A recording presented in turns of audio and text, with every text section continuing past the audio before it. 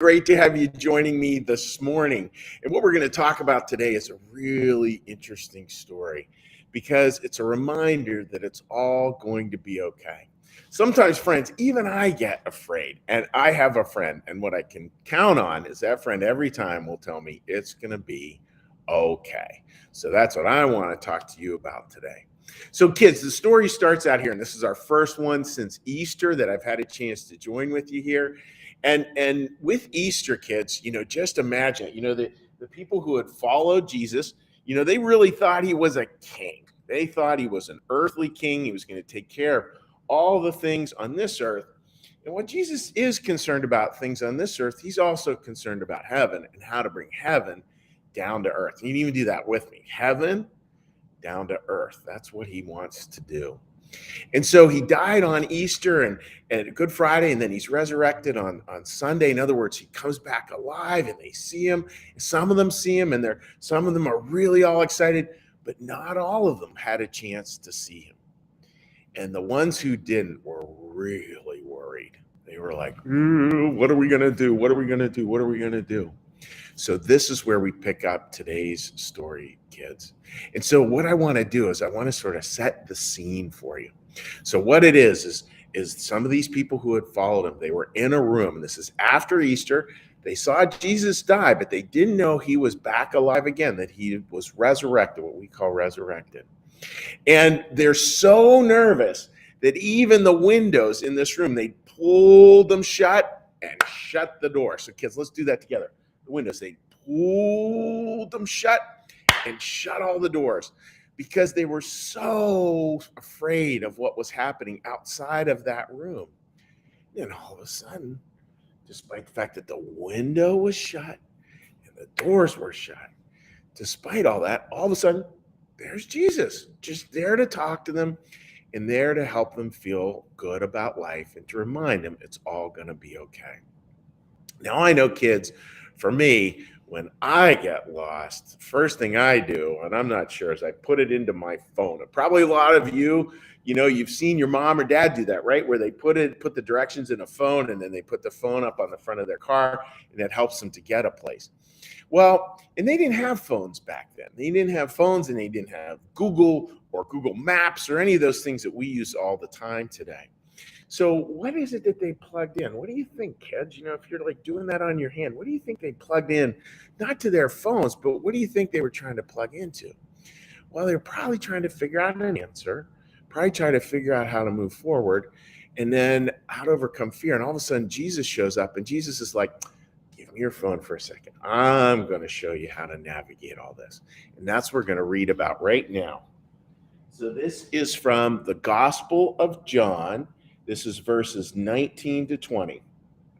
On the evening of the first day of the week, when the disciples, and the disciples are those people who are following Jesus, were together with the doors locked for fear of the Jews. Remember I said they pulled the window shut, they closed all the doors down, they closed them, they locked them, they were so afraid.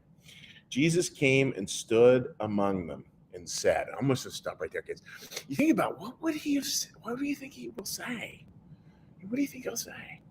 Well, he does this beautiful thing. Listen to these words, folks. Peace be with you. After he said this, he showed them his hands, where he had died, and his side. The disciples were overjoyed when they saw the Lord. I think that is just so beautiful, right? So here's this phone, and they're all trying, again, kids, they don't really have phones back then, but just think of it that way. And they're trying to figure out, like, what do we do? What do we do? What do we do? And they're nervous, and they're afraid, and they're anxious. And Jesus shows up, and Jesus doesn't tell them, like, oh, here are all the directions, step by step. This is the 20 things to do. He just goes, take a breath. Peace be with you, which is his way of saying, it's all going to be okay. It's all going to be okay. So kids, as we go through life, right, we're all going to have those moments where we're afraid. I can remember back to being a little one and changing schools and how anxious that was for me, or doing different things in the summer. Summertime isn't that far away. And doing different things. Like I loved being on summer swim team. I don't know if any of you kids are on summer swim team, but I swam for a number of different teams. And every time, like, was just a little bit anxious every time, a little bit afraid. And I think that's where Jesus just is constantly reminding us, look, it's all going to be okay. And some life is a little bit scary, and some life is a lot scary.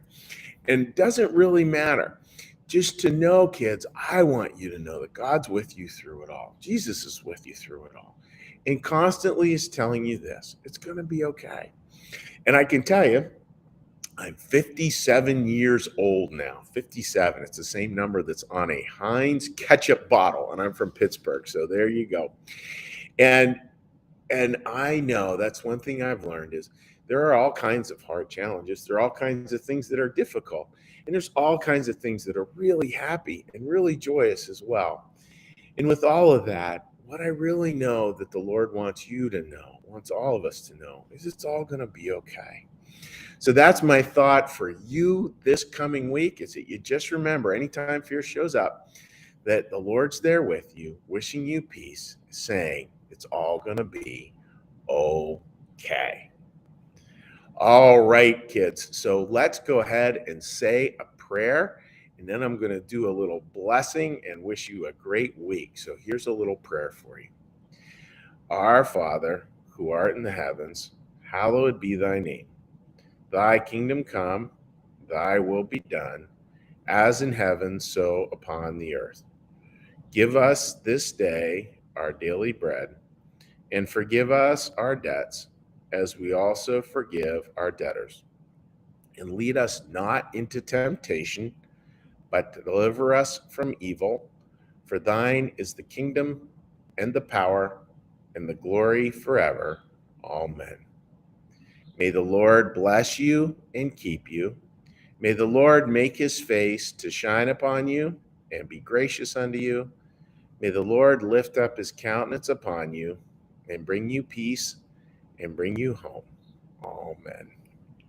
All right, kids, wishing you all the very best. Have a great week. And if you're watching there with your parents, I hope you all can join us at 10:30 a.m. this morning for a very fun service where we talk about this even more. Take care, kids. Have a great week. Bye-bye.